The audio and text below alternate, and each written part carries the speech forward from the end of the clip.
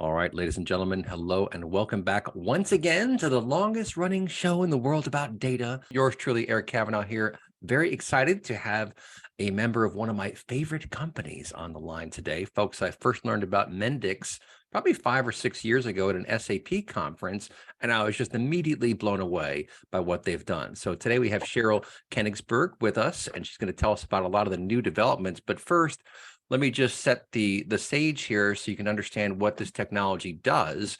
So we all hear about digital transformation. We're trying to upgrade. We're trying to get to the cloud. We're trying to upgrade systems to be able to handle the new capacities, the workloads. We've had this whole evolution around how software gets developed and deployed and managed, and things are changing dramatically. Well, how do you do that? Actually, achieving digital transformation requires some form of change to your technology stack, to your processes, your workflows, what the people are doing every day. Well, there are lots of ways you could do it, and most of them are very confusing and upset the business because they can't code and they don't like that, and then they're nervous about what's happening. Is it really going to work? All these factors come into play. Well, the folks at Mendix came up with a really fascinating idea, which was to develop a new language, a programming language that is visual, and it can be understood by both the business and IT. So they use this visual metaphor to represent the architecture of whatever the technology is at this time. So maybe it's an ERP system, enterprise resource planning, like an SAP, of course, or there are lots of other ones out there, smaller ones. And with this visual metaphor, the IT people and business people can sit down and walk through exactly how the new process is going to run. I saw that. I was like, that is freaking brilliant. That is a great idea, because now the business can engage in the process and understand what's happening. And I just thought it was fantastic. So Cheryl, welcome back to the show. Tell us a bit about all the newest stuff that you got. I guess you were just talking about governance today, and you told the team that it's actually interesting now. Tell me about governance and Mendix. Yeah, well, thank you, Eric. I was enjoying hearing your intro to Mendix. You did a great job explaining. So one of the things that happens when you have a large enterprise and a lot of business people and a lot of developers all collaborating in different kinds of organizational structures is you do need to start thinking about governance. And it's definitely not the sexiest topic when it comes to technology, but there are a lot of things that from a security perspective and Sure. a vulnerability perspective that you really have to think about from a low code, particularly as we see democratization to a much broader audience. Yeah, well, and low code really is what you've done. So and low code is nothing new. A lot of folks know what this is. And basically, low code or no code, as they sometimes refer to it, means you have some visual interface that allows you to build apps together. Well, that's not new. In fact, that's been the goal for decades, I would argue. But in the last few years, low code, no code really took off. And I think it's because the engines underneath are getting much more sophisticated about how to connect things and making sure that code is nice and tight and lean and does the job it's supposed to do. But you folks really took it a step further with this visual metaphor to be able to do building blocks and see what's working. And, the thing that excited me the most is the confidence that gives to the business side, because when the business can understand and see visually what you're talking about doing, it makes a lot more sense. And then they're invested, they're not so nervous, and they're willing to pull the trigger and move forward with projects. And unless you change something, you're not transforming anything, right? Yeah, absolutely. I think you do need the right platform in order to make the organizational change that you need to start attacking, this digital transformation project. We don't see organizations succeed with digital transformation using the same technologies that they have in the past, the same organizational structures. Right. So what you're saying about the business is exactly right. And, you referenced the logic flow. It's all of the layers, right? So it's the logic flow. It's also what the UI looks like, and it's also what the data structures look like behind it. Interesting. So Mendix has a visual view that's accessible to a pretty broad set of people across all three of those. And, one of the things we're also seeing is tech literacy has gone up substantially. So you talked about adoption of low code, no code because of the additional power that's going into the platforms, which I think is true, particularly about Mendix, of course. Right. But it's also about the profile of, what does a recent graduate entering the workforce look like? Who's, while they're watching the game at night, also taking a Python course on Coursera. Like, people Right. are much more tech literate than they were 20 or 30 years ago. And so their desire to contribute to technology delivery is really coming into focus. Yeah. Well, and so Mendix 10 has come out now, and I think you're really riding on this wave of Yes. tech awareness and tech savviness, AI. Maybe let's jump right on AI so we don't forget about that. These large language models have come along and just shaken the business world. I mean, it's really quite remarkable to see how quickly Yes. companies have jumped on board. And we're in the early days of understanding how this stuff works. I mean, just to be really candid, we're in the very early days, but there's no question there is tremendous power here. And I think just how realistic and human-like these engines communicate has woken up almost all business people to the potential, hey, we got to start looking into this, basically. So tell us, what is Mendix doing in the AI space? How are you kind of jumping on that wave? It's a great question. And I think when we look at our AI investments at Mendix, we look at them in two ways. One of them is how we can invest in AI to make developers' experience better. And the other is how we can invest in AI to make the applications that are being built better. Hmm. And in Mendix 10, we have capabilities in both of those areas that are of great value to our customers. So if we start with, as you refer to the large language models, if we start with thinking about what we can do around AI to make developer experience better, we've had AI assisted development in the platform for several versions now. Wow. So as you are creating these visual models, a assistant can pop up and say, hey, we noticed that you are referencing this particular entity. Do you want to change the value of this attribute? Because behind the scenes, we've actually analyzed millions of different actions in microflows across our thousands of customers and determined that that's the next likely thing you're going to want to do. Wow. And we're at like a 90% plus accuracy rate at our first recommendation being Wow. what people actually want. That's crazy. Yeah. So Yeah, just real it's quick, wild, let right? me comment on that. That's very interesting because pattern recognition is what these algorithms do extremely well. And they Yeah. can, as you suggest, analyze a corpus of data that is far greater than any human being could ever process, right? And we were just talking massive amounts Yeah. of data, but there are patterns all throughout those systems. Maybe it's the log files. I'm not sure exactly where you're gathering the information, but this is where AI is going to manifest most of its value, I believe, in suggestions, in saying, hey, we saw you did this. Do you want to do that? Right. And we saw that. You That's see right. that in the e-commerce world. People who bought this also bought that. That's a little bit of a simpler thing to pull off. But to be able to facilitate that process is so powerful because guess what? Especially if you're 90% correct, well, that means the developer's going to go, oh, yes, I do want to do that. Oh, yes, I do want to do that. And so they get more confident, they get more engaged. And guess what? That expedites the whole process and expedites time to value, right? Yes, so we talk about it just like that. So for experienced developers, it makes them much faster. For newer developers, it builds their confidence and it makes sure that they're adhering to best practices. So we have other assistants in the platform. The one we were just talking about is, the logic assistant, but we also have ones that check for best practices. So I'll give you an example personally. I'm not a professional developer. I did some coding in college and I play around in Mendix, pretty regularly.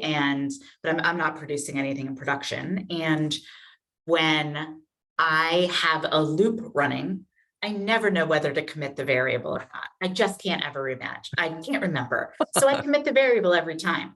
So now a little thing pops up and says, hey, you're committing this variable a lot. And that's slowing down your app model. That's an anti-pattern. Why don't you do it this way?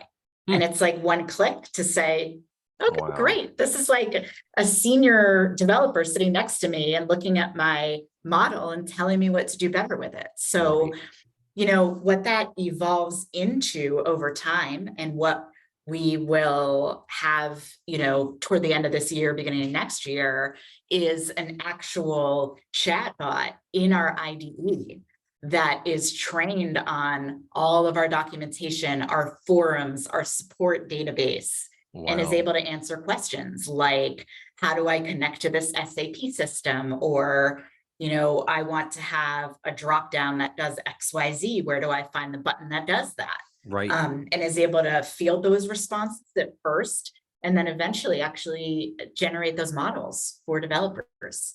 That's so amazing, because let's face it, what you're talking about facilitating, those tend to be very tedious steps in a process, Yes. right? And no one likes tedium. I mean, I joke, oh, what was that book with Major, and there was the character who always hung out with people he didn't like because that would make time go slowly, right? And he thought he would actually live longer. This Okay. is like it's one of these weird war books, but that's a person in a book who liked the tedium. Nobody likes the Nobody tedium, likes and the it tedium. really it strikes at what I consider the most important aspect of any company, which is morale.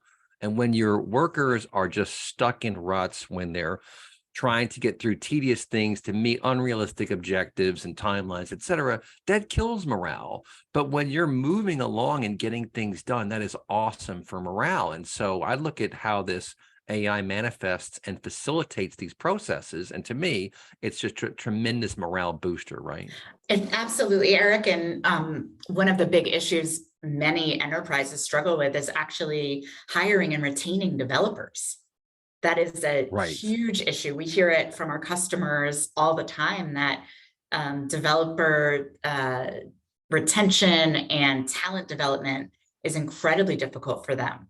So if they can use tools that let them really focus on the innovation and let them really focus on the interesting problems, that helps a bit with the talent gap. Yeah, Um, the movie was Catch 22, by the way. It's a movie and a book. I was like, what was sure. that book? Yes, yes, Catch yes. 22. Yeah, that was some fun Yeah, stuff. yeah. But it's So like I it's like a co-pilot. I mean, with GitHub, they actually call it co-pilot, Copilot, yeah, right? And yeah, that's exactly what it is. So you've got a little helper along with you on your side saying, hey, you should do this. Hey, have you thought of that? that's What a great right. way to facilitate That's moving right. forward, getting things done, right? Yeah, I envision it in my head as the same as like swiveling around in my chair and asking the person who sits behind me, right? Except it's right in my IDE. That's fun. Yeah, so, I mentioned there are two ways that we use AI in the platform, and I want to get to the second one because I think it's really slick too. So, for a long time, Mendix customers have been able to create what we call smart apps with publicly available APIs or things that they've written themselves. We have a really close relationship with Amazon Web Services, and they have a really rich set of AI associated services that Mendix customers can take advantage of. So we have been helping customers deliver smart apps for a long time. But one thing that we noticed was that there are instances where customers have an existing trained machine learning model that they want to put in an app. And there are a couple of reasons they might want to do that. They might want to do that because it represents IP and they have a better algorithm than a publicly available one, or it's run on a very specific data set that they don't want to share and expose externally. Hmm. They might want to do it because there are performance advantages or, price by service call advantages to actually doing it in the Mendix app. So with Mendix 10, we have a feature called the machine learning kit. Now, this enables somebody who has a machine learning model that's been trained, that's written in like PyTorch or Scitech, to convert that into Onyx, which is a open, I don't want to say open source, but it's like a Open common standard. framework for ML. Yeah, exactly. And then they can actually run that model in a Mendix app natively. Wow. That's cool So too. you got data scientists, right, who are like, I have this cool algorithm, but nobody can actually use it because I don't know how to build a UI for it. Or you have somebody that has a really sophisticated customer experience, except it's not using the best possible intelligence to serve customers. ML Kit is bridging both of those kinds of examples. Well, that's great too, because reusability is key. And if you can reuse something that was very helpful, that was getting the job done, Yes, you save you save it a lot of time. Then of course you can track it and monitor it over time and realize after 6 months or a year if there's some model drift or it's not doing what you thought it was doing or it's not doing things good enough yet. Well, then maybe you can go ahead and rewrite that thing. But if you've got a functioning algorithm that's doing cool stuff, just basically use this approach to that's right. leverage Onyx to be able to interpret that and then put That's it right into exactly any app. right.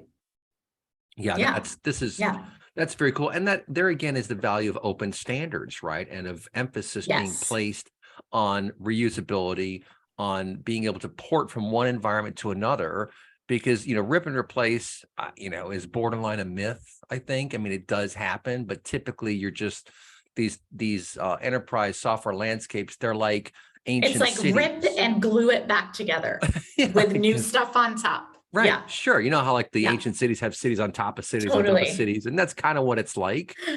Although we are getting to the point now with things like process mining, and I'm sure you're familiar with all that, where you can now see across these very formerly opaque environments to understand what's Yes. happening. Yeah. And then the question is, what do we do to change that? And that's where Mendix comes into play, right? Yeah, absolutely. You've mentioned reusability a couple times, and one of the features we have in Mendix 10 is something we call the solutions kit. So the solutions kit helps us deliver composability, or the promise of what Gartner refers to as the composable enterprise. Right. Um, the idea behind the solutions kit is it enables developers to IP protect certain modules of an app while they Hmm. allow other parts of the app to be changed, adapted, or extended, and Interesting. then manages the lifecycle management across multiple versions of that app that might be across an enterprise or might be across a set of SaaS customers Hmm. in order to simplify things like upgrades and simplify things like longer term maintenance. And so Wow. you can imagine there might be a core of an app, maybe has, again, IP in it, special algorithms, something in it that is specific to the company's capabilities, Yeah. but there might be customers who want different interfaces or different menu items or want to do some sort of customization. That is That's an absolute mess, typically, when you upgrade the underlying template. Oh yeah, always be afraid of the upgrade. Well, folks, Be don't touch that. afraid. We'll be right back. All right, folks, video talking all things transformation. We're trying to transform our enterprises. We're trying to deliver new apps and new capabilities to stay on top of things. It's a fast-moving world out there. Competition is everywhere. It is truly global. We've gotten through supply chain issues. Now we're dealing with large language models and AI. All this fun stuff is happening. How can you leverage these technologies? How can you change your business? Well, our guest today knows a whole lot about that. We're talking to Cheryl Kenigsberg from Mendix. And before the break there, we were joking, always be afraid of the upgrade. But you put in some safeguards. And in a way, that's kind of like a governance storyline. I mean, it's not maybe what you were thinking of in terms of governance, but to be able to protect certain components of the enterprise and then upgrade others, that's pretty powerful. And we do want to talk about this composable stuff. I Yeah. actually we did a few shows earlier this year and late last year. Is the future composable? And what that means, folks, is that, when you look at an SAP, like the original ERPs that they sold, or now, of course, S/4HANA is their big push. It is a monolithic system. And that was the old way of building things. You had these big monolithic applications, millions of lines of code in some cases to do all kinds of different things. Well, SOA, the service-oriented architecture, tried to move us away from that and did in terms of how we think about things, how we compose services together. But now, I think largely because of Kubernetes, but also Docker and some other Mesosphere and some of these other folks doing interesting things, have managed to really fundamentally change how we view products and services in the software world to where it's going to be much more composable. And that can be a lot more lean and it can be a lot more efficient. I mean, there are ways in which it is not as efficient as the old-fashioned way of doing things, but it's so much more amenable to change. And I think that's the key What do you think, Cheryl? This ability to be agile, to change some part of your business quickly, I think that's one of the greatest benefits of this composable future. What do you think? Absolutely. The composable enterprise suggests that that is organizationally how your business is going to run. And then composable or a composition platform for technology delivery is just the kind of digital manifestation of that, because you Hmm. have to be able to model those things digitally as well. So absolutely, it's definitely about agility. I mean, 20 years ago, it was the shift from waterfall to agile development. Right. And we saw massive amounts of, change in productivity levels. And, we still have a lot of organizations and customers we encounter who are still making that shift and still just starting to think about delivering a product versus delivering software. But composability is, you're right, it's kind of that next level of getting to that agile outcome of being able Hmm. to adjust so quickly with what you're doing. I think composability is one of the key parts of how enterprises are going to keep up with this. And I Hmm. think collaboration is the other one. Oh, that's it. Let's talk about the new collaborative stuff. And I just Yeah, one last comment on yeah, sure. composability. I think you're right about that because you think about, fearing the upgrade, and you will have these big vendors, whether it's a database vendor. I mean, I remember the Cloudera folks 6, 7 years ago when they rolled out a new version, and one of the analysts from RedMonk, and those folks are so smart. Like all these people were just bloviating on. And then one of the analysts from RedMonk was like, can you just do a clean upgrade from the last one to this one? And Mike Olson was like, no. Like, okay, guys, like when you have to just go and reinstall the whole thing and shut it all down, I mean, those days are hopefully over because that is so disruptive to the organization. So if you take this composable approach, you won't have to do that. I mean, you may have to shut off a couple services for, a period of time, but theoretically, you won't have to bring the whole house down to do your maintenance. I mean, Yeah, I think that's true. I think that's true. And I also think that's true on the platform level. Like Mendix 10, marks the next major version level for us, but we have commitments on how long, Mendix is supported. And we've identified ahead of time over the next 2 years which versions will be supported for how long and what is the upgrade path look like. And, I think you don't see that from everybody in our space because that's of interesting. decisions they've made, say, architecturally or Right. in terms of acquisitions where they've had to take new technologies in. But with Mendix, I think that kind of when you commit to a low code platform as how you're going to deliver technology, Hmm. you have to have a platform that is going to be as stable and reliable as the applications you're building on it and the expectations those end users have. Wow.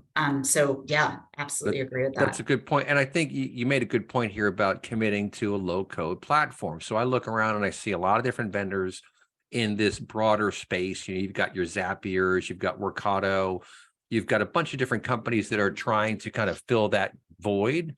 And when I look at that sort of landscape, I see Mendix has a couple of key advantages. One, of course, is this visual metaphor of being able to see what you're doing. But there are all these other things that you're talking about now, like collaboration. I mean, collaboration, I think, was a core benefit of this service, as I've said, of your platform. But there's some new stuff in collaboration. What's that all about? Yeah, there is. So, what I'd say and thinking about how to place us with some of those other vendors you've mentioned, I think we take the low code moniker sometimes and we apply it to anybody that has a drag and drop component to a Mm, technology they're delivering. right. And you should really be thinking about Mendix as low code enterprise application delivery, right? This is Interesting. not about automating a connection to something or having a really simple approval flow. Right. This is the next generation of how we will deliver software in the future. Wow. And collaboration is a huge piece of that. So, one piece of it is within development teams. So we have moved over to Git for version control now, which Okay. makes lots of long-standing developers very happy because they're super familiar with that technology. But that occurs on a very granular level within our application models. And so lots of developers can be working on the same model at the same time. And then there is an actual visual tool we have, not just for creating the logic, but also determining when you have to resolve a conflict, where in the visual model is the conflict. So Git version control for collaboration with visual conflict resolution, which is just wild. And it's really great to kind of watch. We have some demos on the website about that. And then there's collaboration outside of the core developer development team, right? So first you see some what we call fusion teams, where you have developers and business technologists working together. And that's very much what you were referring to earlier, where somebody without a traditional development background can look at a logic flow or look at a data model and understand what's going on in that. And so that's something that we've always supported. We're now moving around that development team to like, who's the product owner, right? Who's the business owner? How do we even decide which pieces of software we try to deliver? So we have, for a long time, had an in-person workshop we That's did. interesting. Yeah, around portfolio management, and that's Right. now in the product. Hmm. So not the developers, but the people, several areas above them who need to think about which software should we deliver, what's going to be the cost of delivering it, what's the ROI. We can model that in the product now. That is very, very interesting. So now what you're talking about is being able to have some strategic view of Yes. the code base of the various components that you have in place, what you're working on. And I'm guessing that if a company has been using Mendix for a period of time, that should get better and better, because you can track, for example, how long it took to build this console, how long it took to build that module, what were the issues we ran into here and there, to be able to, especially for some of these larger organizations, see across that whole landscape in and of itself is very interesting. But then to have meaningful insights on how long it will take, and thus be able to make decisions for the roadmap. That's right. That's What right. was it? The Scott Holden, I think, is the CMO for ThoughtSpot, and I was at their event, I guess, like a year and a half ago, and he joked. This cracked me up. Someone said, "Oh, how do you decide what's in the roadmap?" And he kind of smiled. And he's like, "You tell me, buddy." Like it's the hardest decision to make of where to focus your attention, especially as stuff like LLMs come out, because all of a sudden it's like, all right, hold on. Do we have to pivot to be able to focus on this or that? So having something that strategic baked into a platform, that is cool stuff. What is Yeah. that called? Is there a name for that? Yeah, portfolio manager. Portfolio manager. Yeah, and that's really the beginning of us taking a lot of expertise that we have developed in our digital execution practice and bringing that expertise and productizing it into the product. So you'll see more things like that over the next couple quarters from us. That is very interesting, because again, the planning of what you're going to deliver, and then of that's course, exactly right. It sometimes takes longer, sometimes doesn't take as long, but again, that stuff, as long as you're managing it within a controlled environment, then you can track those kinds of things and see how long it takes. And really, people commit to roadmaps like that, like software development roadmaps based on anticipated value, right? And ROI. And a tool like this helps you actually do the value realization calculations as well. Wow. Like, these are the ones we took the chance on. Let's go back a year later. Like, if we could do it again, knowing what we know now, did we pick the right ones? Did we estimate these correctly? So yeah, it really helps organizations that way. Another thing, so that's an example of where we're giving a lot more visibility higher up and more strategically in an organization to a Mendix program. Another example is around app insights. So for a long time in the product, we've had a thing on the side that says feedback. And so if you're using an application that's been developed on Mendix, and you have some feedback, there's a little button you click and you can type that in. And, now you can actually also include a screenshot and circle some stuff that, so we're really engaging the end user in that feedback loop. But the other thing we're able to do now is pop a little survey up in an app. So you've ever been on a website and it's like, did this answer your question? Or Right. would you recommend this to a friend? Or did you find what you were looking for? So we call those mini surveys. And so those can also be embedded in apps, right? Which can both proactive and reactive types of feedback. Hmm. So the development team and the business owner almost start to develop a better picture of the end user, almost start to have a relationship with the end user of the app based on what kind of feedback you get. And then we aggregate that so people can kind of look overall, like, are these pages performing well? Like, are people finding what they need? Is everybody saying some particular button is hard to find because it's the wrong color, right? It can Right. be really simple, or it can be a more complex piece of feedback that you arrive at. Yeah, And that's over, great. So you're closing the loop basically on yes, feedback, right? yes, exactly, exactly. And over time, we'll actually be able to layer that with quantitative insights also. Hmm. So these insights are very individual and qualitative, and we can aggregate those. But if you can also look at something like time on page, right, or bounce rate, or there are application equivalents to those metrics, then you really have a full view of what's going on in your apps. Yeah, that's Yeah. that's really cool. And I just real quick, I want to get back to this ROI stuff. Oh, So, yeah. so when you're able to, over time, as you suggest, look back and say, okay, we spent, 3 months building this module. What have we seen from that? Are you able to then some of your clients track, for example, oh, our NPS score went up, or our customer sat went up, or the number of returns went down? These basic metrics that you're Mhm. looking to track, when you can tie that to a particular application or a particular component that you've built, that gets very compelling, because I can tell you ROI is always extremely difficult to determine because there are so many Yes. factors involved, and hours and opportunity costs and all kind of things. But if you can start tracking, how long it took you to do this, and then be able to determine the value relevant to key metrics in the organization, that's like almost the holy grail.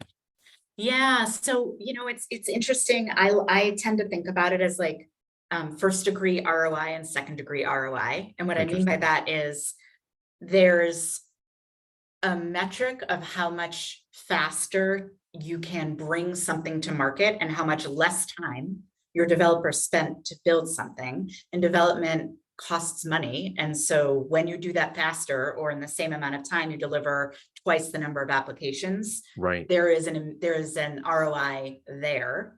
But then there's the second degree ROI, which is what is the actual degree of the value of the application that was delivered. And that's when you get into things like you said, like NPS. And we certainly have had customers see higher scores and all sorts of, That's externally amazing. validatable things. Yeah. Yeah, So that there's that's that's there's the great stuff. ROI and the value realization of developer resources, but then there's the second degree one on the applications that are built, like new customers acquired or I markets love entered, it. things I like love that. it. First Yeah. degree ROI and second degree ROI. Yeah. Awesome stuff. Your standby folks back here talking to Cheryl Kenigsberg, expert of Mendix, one of my favorite companies. I just love their approach and what they're doing. And now they're talking about Kafka as well. I went down to the Confluent conference, I guess last October, and interviewed a bunch of fascinating people. And I'm really keen to figure out how Mendix is leveraging Kafka in this streaming technology, because the hardest part with this stuff is that it is a whole different paradigm.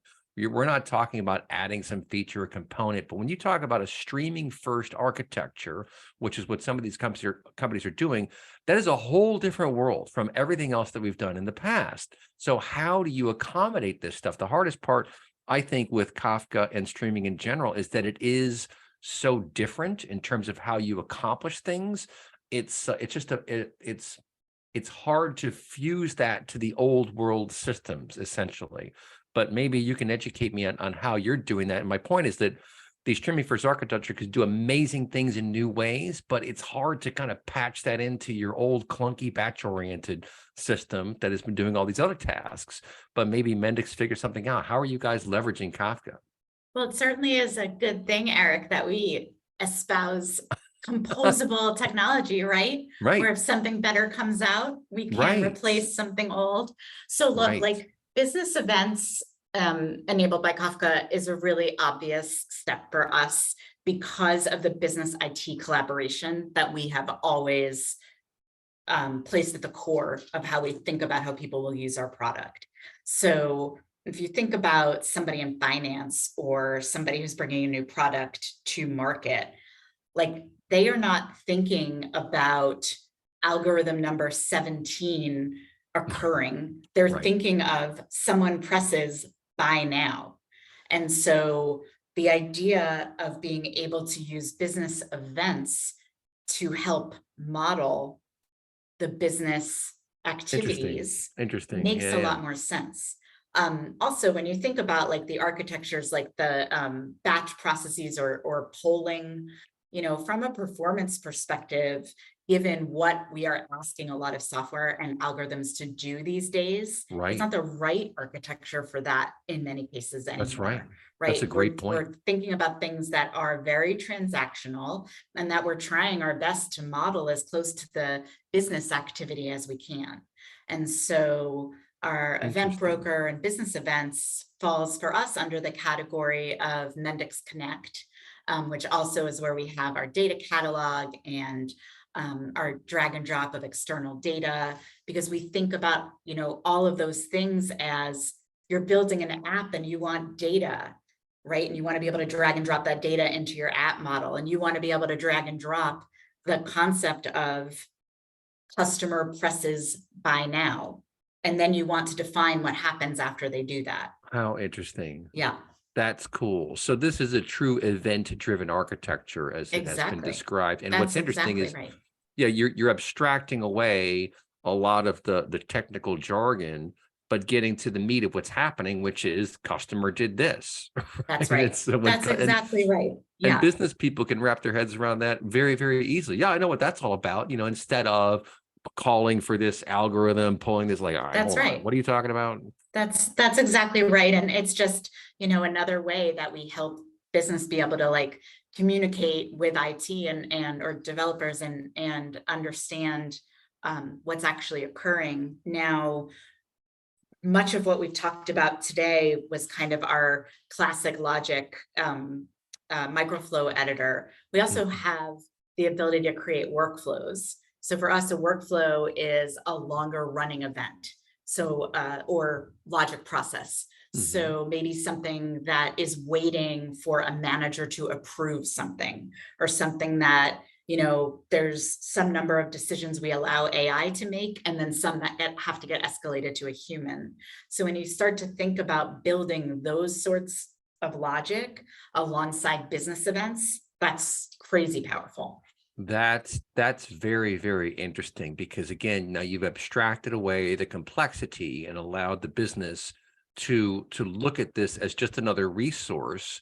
And what's cool about Kafka, of course, and there's a Pulsar and Flink, there are other ways that you can do these things. But what's cool about Kafka is that you have these topics that you subscribe to, and those topics can be subscribed to by any number of people. So some of the old world things we did, like ETLing from here to there, you don't have to worry about Right, that if you right. take the streaming first architecture. So you've solved a lot of those problems, but by enabling a sort of plug and play paradigm for this kind of technology, that's very interesting because streaming solves problems that all these other applications have had difficulty dealing with over the years. And so Yes. if you can kind of solve that impedance mismatch, which is really what you're doing, that opens all these doors to other things that can be done. And now the business people are like, wait a minute, so you're telling me that when the loan goes through, that can be an event. When the customer logs Yes. onto the site, that can be an event. When they call into the call center, that can be an event. And it's like, if, being able to track customer churn or just customer sentiment, it's like, oh, someone was on the website, they were just having all kind of issues. They called in, they hung up. Oh no, it's a high value customer. Call them back, right? Let's Yeah, get someone to right. call that Exactly. person. Hey, we noticed you're having some trouble. We'd like to help you out that Yeah. program. When you show that kind of responsiveness, that is so huge for customer satisfaction, for keeping customers, and also just for getting your own business done, right? Yeah, I think that's true. And, we've looked at a lot of research that ties employee satisfaction to customer satisfaction. Interesting. So, you and I have talked a lot today about external customers, which Right, I think we often think about as the end game, right, because it feels like there's all this business out there that we want to attract digitally. right, But having similarly thoughtful digital experiences for our employees is also really important.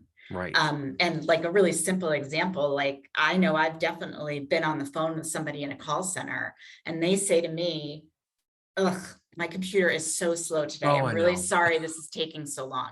Right. So they're having a bad experience. They're mentioning it to me, which is now causing me to have a bad experience, Right. right? Or, I had a carpet cleaning guy at the house a couple weeks back, and like he was like, "Well, I didn't know I was supposed to pick something up. Doesn't say that in the app." And I'm like, "Well, I'm the customer. Like, I take this dirty rug." Like, Oh, my Lord. I talked to the lady on the phone, right? So that the care with which we think about and talk about end user capabilities and experiences should be mirrored in how we also think about our employee experiences, because that's all I, connected for the end user.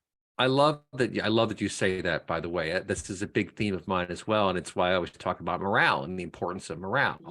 And when Yes. morale is high in the company, Yeah.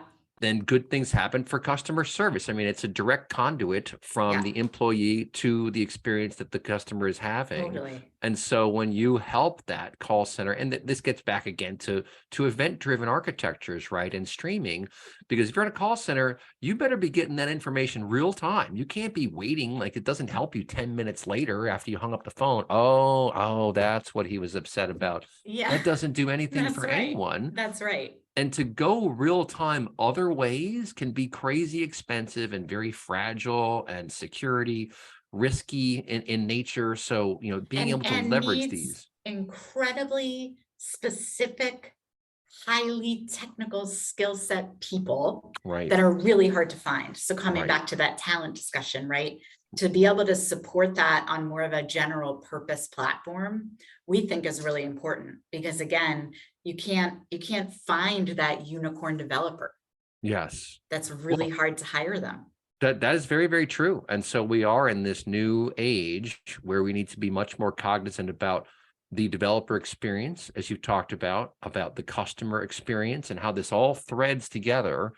And then, strategically being able to leverage this portfolio manager. I'm very excited about that, because Yeah. let's face it, the job of a CIO or a CTO is a hair-raising job. I mean, these days, especially, there are so many things you need to be able to keep track of and monitor and understand and watch. And you have to trust that people are doing what they say they're doing. So having that strategic view, I think is really quite impressive, and it puts you in a category, I think, that is, very sparsely populated. I don't think there are many vendors that have all that functionality. So 60 seconds left. Closing thoughts from you.